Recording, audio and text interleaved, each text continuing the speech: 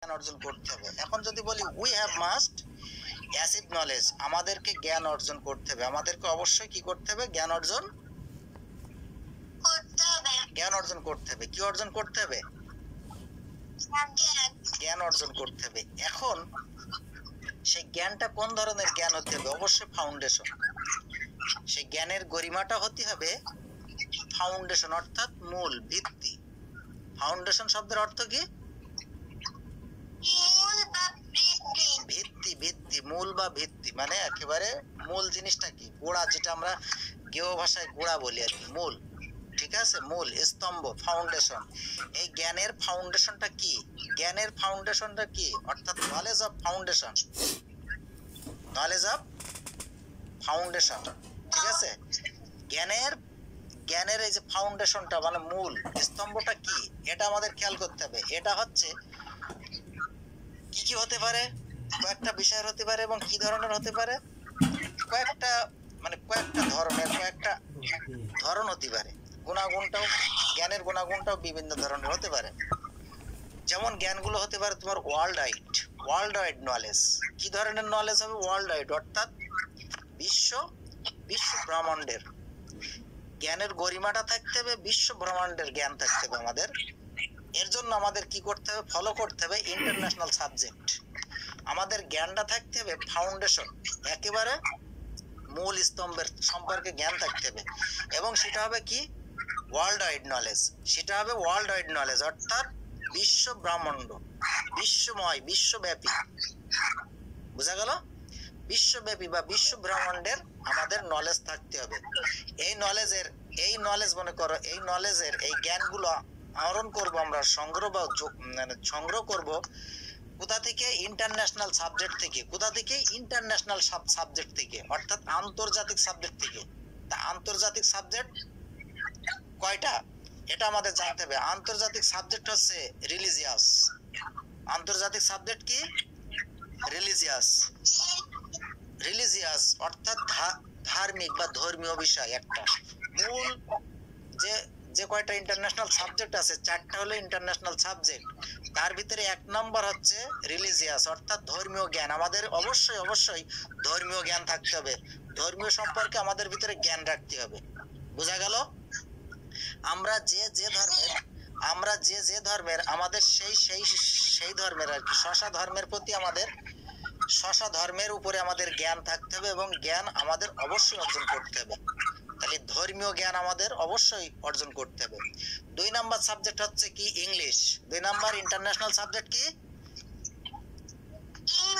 English. ইংলিশের উপরে আমাদের ইন্টারন্যাশনাল, এই জন্য ইংলিশ হচ্ছে একটা ইন্টারন্যাশনাল সাবজেক্ট, নলেজের সাবজেক্ট একটা ইংলিশ। এই জন্য ইংলিশের জ্ঞানটাও আমাদের কি করতে হবে? সংগ্রহ করতে হবে। ইংলিশ সম্পর্কে আমাদের অনেক শিখতে হবে আমাদের। 3 নম্বর হচ্ছে অ্যাকাউন্ট, অর্থাৎ হিসাব। কি বলা হলো? হিসাব সম্পর্কে আমাদের জ্ঞান অর্জন করতে হবে। আর হিসাব বলতে কি 1 2 3 4 5 6 এগুলো হিসাব না। হিসাব অর্থ এখানে বোঝানো হয়েছে, হিসাব বলতে কি? প্ল্যান। হিসাব মূলত এখানে একটা প্ল্যানকে বোঝানো হয়েছে, অর্থাৎ ইঞ্জিনিয়ারিং, প্রকৌশলীকে বোঝানো হয়েছে। অর্থাৎ আমাদের 3 নাম্বার যে সাবজেক্ট সেটা হচ্ছে কি? অ্যাকাউন্ট বা প্ল্যানিং, ইঞ্জিনিয়ারিং। অ্যাকাউন্ট, প্ল্যান বা ইঞ্জিনিয়ারিং। অ্যাকাউন্ট দ্বারা বোঝানো হয়েছে এক কথায়, এই ইঞ্জিনিয়ারিং কথাটাকে বোঝানো হয়েছে। ইঞ্জিনিয়ারিং কাজটাই কিন্তু হিসাবের কাজ।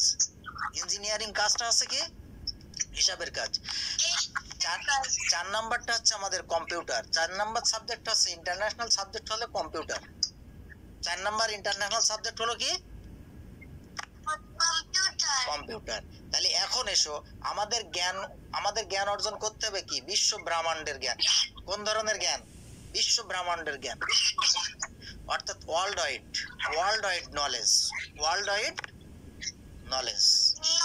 হ্যাঁ, ওয়ার্ল্ড ওয়াইড নলেজ, বিশ্ব ব্রহ্মাণ্ডের জ্ঞান অর্জন করতে হবে।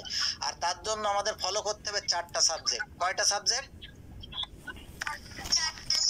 4টা সাবজেক্ট। 1 নাম্বারটা হচ্ছে ইন্টারন্যাশনাল সাবজেক্ট বা 4টা সাবজেক্টের ভিতরে 1 নাম্বার হচ্ছে রিলিজিয়াস। আমরা যে ধর্মের মানুষ, আমাদের সেই ধর্মের জ্ঞান আমাদের অর্জন করতে হবে অবশ্যই। কারণ আমাদের ধর্মের বাইরে কোনো জ্ঞান নেই, আগে ধর্মীয় জ্ঞান। তারপরে তুমি যে জ্ঞানটা অর্জন করবা। আগে ধর্মীয় জ্ঞান অর্জন করতে হবে আমাদের। 2 নম্বর হচ্ছে আমাদের English. English is international subject. English is a international subject. আন্তর্জাতিক একটা বিষয় হলো ইংলিশ। ইংলিশ সম্পর্কে আমাদের অনেক অনেক গভীরতম ভাবে শিখতে হবে, মনোযোগ সহকারে। ইংলিশ থেকে আমাদের অনেক কিছু শিখতে হবে, অনেকভাবে। 3 নম্বর হচ্ছে অ্যাকাউন্ট, যাকে প্ল্যান বা ইঞ্জিনিয়ারিং বলা হয়, প্রকৌশলী বলা হয়। এই প্রকৌশলী বিদ্যা আমাদের অর্জন করতে হবে, এটাও। 4 নম্বর হচ্ছে কম্পিউটার। 4 নম্বর হলো কম্পিউটার। তাহলে 4টা সাবজেক্ট তোমরা মনে রাখবা। এই 4টা সাবজেক্ট সম্পর্কে আমাদের জ্ঞান অর্জন করতে হবে, এটা মাথায় রাখতে হবে অবশ্যই অবশ্যই। আমরা ধারাবাহিকতার সাথে ইনশাল্লাহ আমরা এই 4টা বিষয়ের উপরে আমরা চেষ্টা করব, আমাদের বেসিক নলেজ গুলো এই 4টা বিষয়ের উপরে আমরা অর্জন করব। তো ধর্মীয় জ্ঞান সবাই প্র্যাকটিস করবা কম বেশি। ধর্মীয় যে ধরনের বইগুলো আছে, ইবাদত, নামাজ, রোজা যেগুলো আছে এগুলো করবা, কোরআন তেলাওয়াত করবা।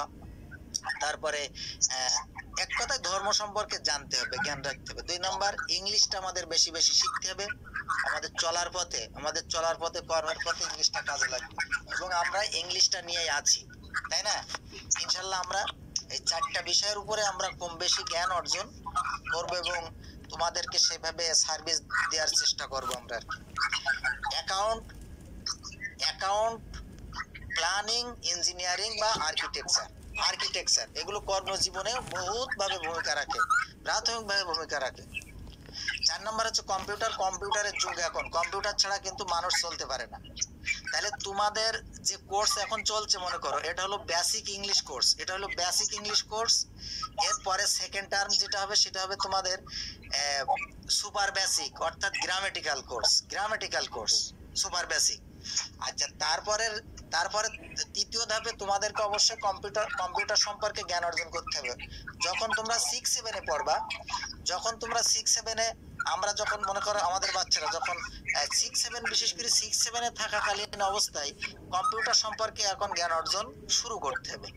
আস্তে আস্তে ধীরে ধীরে যখন মনে করো এবার উপরের দিকে যাওয়া হবে, এসএসসি আপ হয়ে যাবে, ওভার হয়ে যাবে, ইন্টার ওভার হয়ে যাবে, তখন সার্টিফিকেট সহ কম্পিউটার কোর্সগুলো কাজে লাগবে এবং কর্মক্ষেত্রে কাজে আসবে।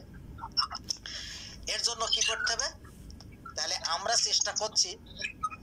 চেষ্টা করছি ছেলে মেয়েদেরকে, স্টুডেন্টদেরকে এই 4টা সাবজেক্ট সম্পর্কে বেসিক ভাবে ধারণা দেওয়ার জন্য। ওকে? আর তার জন্য মনে করো তোমরা যারা আছো, আরো যারা মোটামুটি তাদেরকে অ্যাড করতে হবে। সবাই অ্যাড কর, যে ক্লাসে আসো বা সবাই সবার মানে প্রতিবেশী যারা স্কুলে পড়ে সবাই সবার সাথে আলোচনা করো। আমাদের এখানে দ্রুত মানে অ্যাড হতে হবে। আমাদের রোজার আগে trial class, free trial class চলতে থাকবে। আর রোজার ভিতরে কিন্তু 30টা ক্লাস হবে রোজার মাসে, সেটা হবে কন্টিনিউ জিনিয়াস ক্লাস আর কি, ঠিক আছে? আর এখন ট্রায়াল হচ্ছে আর কি, ট্রায়াল এই সপ্তাহে হয়তো 1-2টা ক্লাস যেভাবে হচ্ছে এভাবে হয়ে থাকবে রোজার আগ পর্যন্ত। আর এর জন্য আমাদের যে নাম্বারগুলো আছে, স্ক্রিনে নাম্বারগুলো দেওয়া থাকবে, এই নাম্বারগুলো তোমরা রাখবা, খাতাতে রাখবা, এবং যারা আছে বন্ধু বান্ধব তাদের সাথে শেয়ার করবা, নাম্বারগুলো দিয়ে দিবা। আমাদের ইমো, হোয়াটসঅ্যাপ, তারপরে আমাদের ইমেল আছে, আমাদের মনে করো ফেসবুক একটা পেজ আছে যেখানে পড়ালেখা সম্পর্কে, ফেসবুকে পেজে যদি যাই, কেউ যদি ফেসবুক পেজটা লাইক করে বা সার্চ করে, এখানে পাওয়া যাবে পড়ালেখা সম্পর্কে বিষয়, যেমন মাস্টার এডুকেটেড ওয়ার্ল্ড। এর নেক্সট পর্বে আমাদের আসছে মনে করো ইউটিউব চ্যানেলে আমাদের পড়াগুলো পাওয়া যাবে পরবর্তীতে। তারপরের বিষয় হচ্ছে কি, তাহলে আমরা এভাবে যোগাযোগ করব। এখন আমাদের বিষয় হচ্ছে achieve knowledge to should follow the rules of learning step. জ্ঞান অর্জন করার জন্য আমাদের লার্নিং স্টেপ ফলো করতে হবে। লার্নিং স্টেপ অর্থাৎ শিক্ষার ধাপ। জ্ঞান অর্জন করার জন্য আমাদের কি করতে হবে? শিক্ষার ধাপ ফলো করতে হবে। খেয়াল করো, কিন্তু কনসেপ্ট কিন্তু প্রথম থেকে শুরু করেছি। জ্ঞান অর্জনের জন্য আমাদের শিক্ষার ধাপগুলো ফলো করতে হবে। তা শিক্ষার ধাপগুলো হচ্ছে কি? লার্নিং স্টেপ 1 নাম্বার আছে অ্যাসিভ নলেজ, অর্থাৎ অ্যাটিটিউড। 1 নাম্বার আছে অ্যাটিটিউড বা অ্যাটিটিউড। 1 নম্বর হলো অ্যাটিটিউড, 2 নাম্বারটা আছে ফর্মালিটিস, 3 নাম্বার হচ্ছে ফ্রেম। মনে পড়ছে? লার্নিং স্টেপ 3টা। আমাদের লার্নিং স্টেপ হচ্ছে 3টা, শিক্ষার ধাপ হলো 3টায়। 3টা ধাপে আমাদের শিক্ষা অর্জন করতে হবে স্টেপ বাই স্টেপ। প্রথম স্টেপ হচ্ছে অ্যাটিটিউড, দ্বিতীয় স্টেপ হচ্ছে ফর্মালিটিস, তৃতীয় স্টেপ হচ্ছে ফ্রেম। তাহলে 1 নাম্বার স্টেপটা হচ্ছে অ্যাটিটিউড, দৃষ্টিভঙ্গি। 2 নাম্বারটা হচ্ছে কি ফর্মালিটিস, অর্থাৎ নিয়ম অনুবর্তিতা বা ধারাবাহিকতা, রীতিনীতি যেটাকে বলা হয়। ঠিক আছে? 3 নাম্বারটা হচ্ছে ফ্রেম। আমরা এই স্টেপ বাই স্টেপ আমাদের অবশ্যই শিখতে হবে। স্টেপ বাই স্টেপ ধারাবাহিকতার সাথে যদি না শেখা হয় তাহলে এলোমেলো ভাবে আমরা কোনো কিছু অর্জন করতে পারবো না। Learning step is the pillar of the success. আর এই লার্নিং স্টেপ অর্থাৎ শিক্ষার ধাপ কিন্তু খুঁটি বলা হয়, সফলতার খুঁটি বলা হয়। সফলতার খুঁটি হলো এই লার্নিং স্টেপ। যদি লার্নিং স্টেপগুলো শিক্ষার ধাপ না মেনে চলা হয় তাহলে সফল হওয়া যাবে না। তাহলে কি হওয়া যাবে না? সফল হওয়া যাবে না।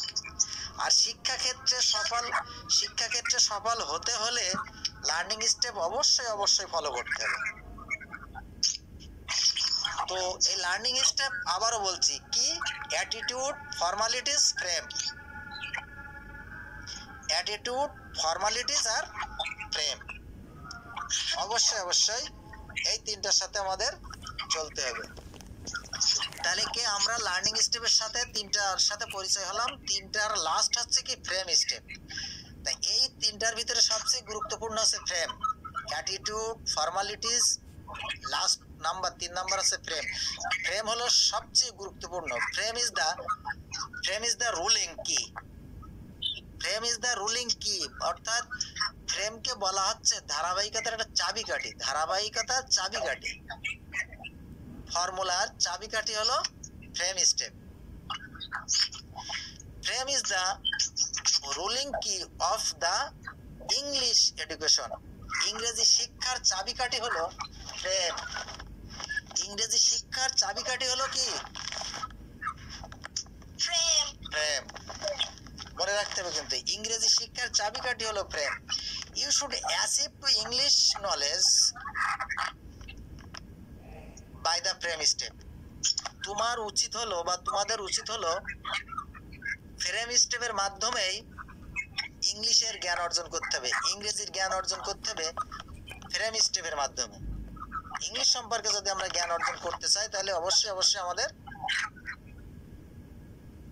এই ফ্রেম স্টেপ ফলো করতে হবে। তাহলে আমরা ইংলিশ সম্পর্কে ভালো জ্ঞান অর্জন করতে পারবো। এখন আমরা যেটা জানি ফ্রেম স্টেপের আবার যে 6টা স্টেপ আছে, আমরা পূর্বে শিখেছি, পিডিএফ ফাইলে আছে সিজান সাহেব, ঠিক আছে, এবং বসরি মোহনা, সবার কাছে মনে হচ্ছে মানে পাঠানো হয়েছে, যেহেতু গ্রুপে দেওয়া হয়েছে তাহলে সবাই পেয়েছে। ফ্রেম স্টেপের যে ধারাবাহিকতা বা ফ্রেম স্টেপটা আমি আজকে আবারও বলছি। ফ্রেম স্টেপের ধাপগুলো হলো কি, প্রথম হলো imagine, sound, letter, word, clause আর সেন্টেন্স। ফ্রেম স্টেপ এর ধারাবাহিকতাটার প্রথম হচ্ছে কি, imagine, sound, letter, word, clause, sentence. আমাদের এই ধারাবাহিকতাটা শিখতে হবে। এই ধারাবাহিকতাটা শিখতে হবে। ইমাজিনটা কি, সাউন্ডটা কি, এরপরে লেটার সে সম্পর্কে, এরপরে ওয়ার্ড সম্পর্কে জানতে হবে, তারপরে ক্লজ সম্পর্কে জানতে হবে, ক্লজের পরে আমরা সেন্টেন্স সম্পর্কে জানতে পারবো। ব্যাস, আমরা যখন সেন্টেন্সে ঢুকে গেলাম মানে কি, আমরা গ্রামেটিক্যাল সেকশনের ভিতরে ঢুকে গেলাম, অর্থাৎ সেটা হবে আমাদের সুপার বেসিক। কিন্তু এই যে 6টা বিষয়, এই 6টা পার্ট বা 6টা স্টেপ এর শেষ করতে গেলে কিন্তু এই যে আমাদের 4 মাস বা 30টা ক্লাস, অবশ্যই 30টা ক্লাস হবে, ঠিক আছে। আমি ইমাজিন সম্পর্কে যদি একটু বলি, ইমাজিন শব্দটা হচ্ছে কি কল্পনা করা। ইমাজিন শব্দের অর্থ হচ্ছে কল্পনা করা। ইমাজিন শব্দের অর্থ হলো কল্পনা করা, ঠিক আছে। মনে করো তোমরা বসে ভাবছো, বসে বসে আছো, একটি চেয়ারে বসে আছো, চেয়ারে বসে ভাবছো, প্ল্যান করছো। অর্থাৎ প্ল্যানটা কি? এখন মনে করো পানির পিপাসা লেগেছে, তোমাদের পানির পিপাসা লেগেছে, তাহলে পানির পিপাসা, তোমার কি পানি প্রয়োজন বা পানি খাবা, তাহলে পানি খেতে হলে, পানি পান করতে হলে তার প্রথম কাজটা কি? প্রথম কাজটা হলো পানি যে আমরা পান করব, আমার পানির পিপাসা লেগেছে, প্রথমে আমাদের মাথায় এটার কি আসে? ইমাজিন চলে আসে, এই কল্পনাটা আমাদের মাথায় চলে আসে, ব্রেনে চলে আসে, এই কল্পনাটা আমাদের ব্রেনে চলে আসে। ব্রেন যখন চলে আসে, এরপরে কি? মনে করো আওয়াজ করলাম যে আমাকে একটু পানি দাও, আমাকে একটু পানি দাও, কি আমি পানি পান করব। দেখা গেল কেউ হয়তো বা কাউকে পালাম না বা পেলাম না, তখন কি করলাম? আমি উঠে গেলাম, উঠেছি কি করলাম? দেখো আস্তে আস্তে অ্যাটিটিউডের ভিতরে ঢুকে যাচ্ছে কিন্তু, তাই না? মানে কি ইমাজিন আমাদের ব্রেনে, আমি ব্রেনে ভাবিছি, ব্রেন আমাদের চিন্তা করেছে কি পানি পান করব। এরপরে কি সাউন্ড করলাম পানি পানি, আমাকে একটু পানি দাও, সাউন্ড করলাম। এরপরে কি? গো, অর্থাৎ এরপরে হচ্ছে কি? গো বা অ্যাটিটিউড বা মানে কি রেডি হচ্ছে, রেডি হতে হলে আমরা কি করলাম? এই শব্দটা লিখতে হলো একটা লেটার দিয়ে। এরপরে কি? এটা মনে করো কি আমাদের কি প্রয়োজন? পানির কাছে যেতে হবে, তাহলে উঠে কি করলাম? একটা গ্লাস নিলাম, নলকূপের কাছে গেলাম বা ট্যাবের কাছে গেলাম, ট্যাবটা ওপেন করলাম, গ্লাসটা ওখানে রাখলাম, পানি ভরে নিলাম, নেওয়ার পরে আমি পানি পান করে নিলাম। দেখো শুরু থেকে কাজ কমপ্লিট করলাম, অর্থাৎ ইমাজিন থেকে শুরু করে পানি পান করা পর্যন্ত। পানি পান করলাম, আমি পানি পান করলাম, মানে এটা কিন্তু একটা সেন্টেন্স, এটা একটা কি সেন্টেন্স। অর্থাৎ এইগুলো আমাদের ইংলিশে আসতে হবে, কিন্তু আমাদের বোঝার ক্ষেত্রে তো অবশ্যই আমাদের বাংলা মাতৃভাষা দিয়ে বুঝতে হবে। তাহলে প্রথম কল্পনা করেছিলাম পানি পান করব, তারপরে সাউন্ড করেছিলাম, নাকি সাউন্ড করেছিলাম, কি সাউন্ড করেছিলাম? মুখ দিয়ে যে সাউন্ডটা করেছিলাম এটা হলো কি লেটার বা ওয়ার্ড প্রকাশ করেছিলাম, তাই না? এরপরে কি? সেটা হলো যেটা সাউন্ড করেছিলাম মুখ দিয়ে, সেটা হচ্ছে একটা বাক্যের অংশ, ছোট একটা বাক্য অংশ। তারপরে লাস্টে কি? পানি যখন পান করা হয়ে গেল, কমপ্লিট হয়ে গেল, কাজটা কমপ্লিট হয়ে যাওয়া মানে কি আমরা একটা সেন্টেন্স কমপ্লিট করলাম। তাহলে আমাদের ইমাজিন থেকে শুরু করে আমরা সেন্টেন্স পর্যন্ত কমপ্লিট করতে হবে আমাদের। তাহলে ইমাজিন কমপ্লিট করব, সাউন্ড কমপ্লিট করব, তারপরে আমরা যাব লেটারটা কমপ্লিট করব, এরপরে ওয়ার্ডে আমরা কমপ্লিট করব, তারপরে ওয়ার্ডের পরে আমরা ক্লজ সম্পর্কে কমপ্লিট করব, এরপরে আমরা সেন্টেন্স কমপ্লিট করব। এটা হলো আমাদের বেসিকের ধাপ, বেসিক নলেজের ধাপ, কিন্তু এই ব্রেন স্টেপ, এটা মাথায় রাখতে হবে। ওকে ওকে এর জন্য আমাদের কি কি করতে হবে খেয়াল করো। তাহলে প্রথমে আমরা ইমাজিন জিনিসটা কি এটা তো বুঝেছি নাকি? ইমাজিন হচ্ছে কি? কল্পনা করা। ইমাজিন হচ্ছে কি? কল্পনা করা। এই কল্পনাটা কিভাবে আসে? এটা মেডিকেল ল্যাবরেটরিতে এটা কি করা হয়েছে? গবেষণা করা হয়েছে। ডাক্তারগণেরা যারা মানে মেডিকেল স্পেশালিস্ট যারা, ইঞ্জিনিয়ারিং যারা মেডিকেল, তারা এটা কি করেছেন? মেডিকেল ল্যাবরেটরিতে এটা গবেষণা করে এটা আবিষ্কার করেছে যে ইমাজিন কোথা থেকে কিভাবে হয়। ইমাজিন যে কল্পনা আমাদের ব্রেন থেকে আসে, কিন্তু ব্রেনে কোথা থেকে আসে? ব্রেনে আসে, বসরিত কি মনে আছে ব্রেনে কোথা থেকে আসে ইমাজিনটা? আমরা যেটা চোখে দেখি, ইমাজিনটা মানুষের ভিতরে যে ডিএনএ আছে, মানুষের ভিতরে কি আছে? ডিএনএ আছে। মানুষের ভিতরে, প্রতিটা মানুষের ভিতরে ডিএনএ আছে, এবং একটা ডিএনএ আর একটা আছে আরএনএ। খেয়াল করবা, একটা ডিএনএ আর একটা আরএনএ আছে, একটা নেগেটিভ একটা পজিটিভের মতো কাজ করে। এই ডিএনএ এর মাধ্যমে অ্যান্টি প্যারালালের মাধ্যমে এটা আমাদের মস্তিষ্কে ম্যাগনেটিক ব্রেনে পৌঁছায়। ব্রেনে যেই এটা কি অ্যান্টি প্যারালাল হয়, অর্থাৎ কম্পন সৃষ্টি হয়। কম্পন সৃষ্টির মাধ্যম দিয়ে এটা আমাদের মুখ থেকে নিঃসৃত হয়ে বেরিয়ে আসে এই সাউন্ডটা। যখন মুখ দিয়ে বের হয়ে আসে তখন এটা হয় কি সাউন্ড। আর এটা যখন ব্রেনের ভিতরে থাকে ততক্ষণ এটা ইমাজিন, কল্পনা। এটা তাহলে ব্রেনে এই ইমাজিনটা কোথা থেকে যায়? আমাদের ডিএনএ থেকে অ্যান্টি প্যারালাল হয়ে আমাদের ম্যাগনেটিভ আছে, ব্রেনে যে ম্যাগনেটিভ আছে ওখানে মস্তিষ্কে পৌঁছায়, যে অ্যান্টি প্যারালাল বা কম্পন সৃষ্টি হয়ে ওখান থেকে মুখ থেকে শব্দ বা আওয়াজ সাউন্ড রূপে বের হয়ে আসে। আর এটা মেডিকেল ল্যাবরেটরিতে এটা গবেষণা করে পাওয়া গেছে বা পেয়েছে। আর যার কারণে কারা করেছে? ডাক্তার, অর্থাৎ ডিআর, ডক্টর আমরা সংক্ষেপে লিখি ডিআর। ডিএনএ থেকে ডি নিয়েছে আর আরএনএ থেকে আর নিয়েছে, নিয়ে ডিআর তে ডক্টর হয়েছে। বোঝা গেল? সাউন্ড এর গভীরতাও আলোচনা আরো সামনে যাবে ইনশাআল্লাহ, আরো সামনে আছে। Sound is a important quality of the language.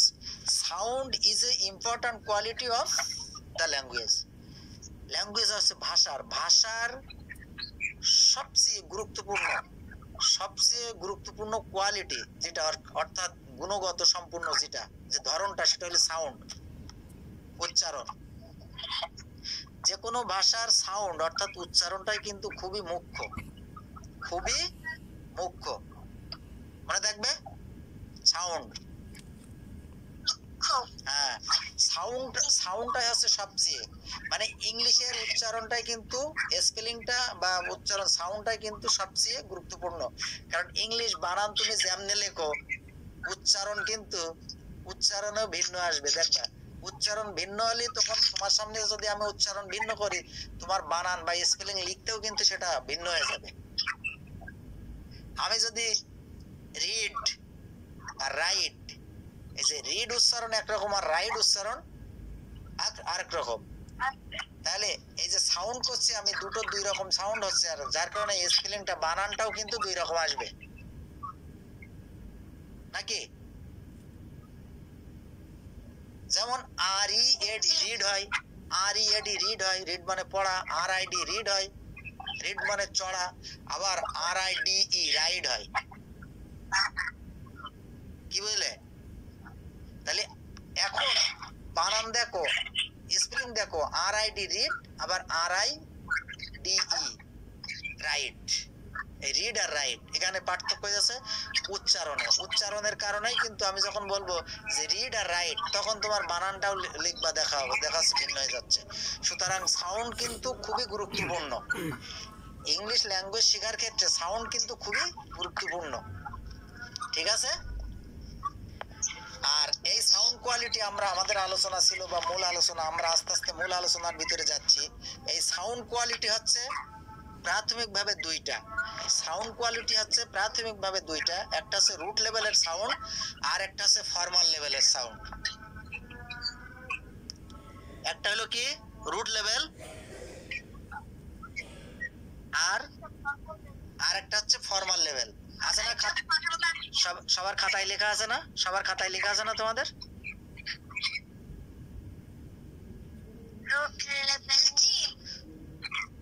আছে, সবারই আছে। রুট লেভেল সাউন্ড, আর হচ্ছে কি মানে রুট লেভেল কোয়ালিটি আর ফর্মাল লেভেলের কোয়ালিটি। এই কোয়ালিটিকে আবার দুইটা মডেল আছে, দুইটা মডেলে আখ্যায়িত করা হয়। এই দুইটা কোয়ালিটিকে আবার দুইটা মডেলে আখ্যায়িত করা হয়, দুইটা মডেলে। আর সেই মডেল দুইটার নাম হচ্ছে কি শর্ট সাউন্ড আর লং সাউন্ড। শর্ট সাউন্ড আর লং সাউন্ড। শর্ট সাউন্ড আর লং সাউন্ড কি দেখো, COM COM, খাতাতে লেখো, একটুখানি লেখো, খেয়াল করো। COM,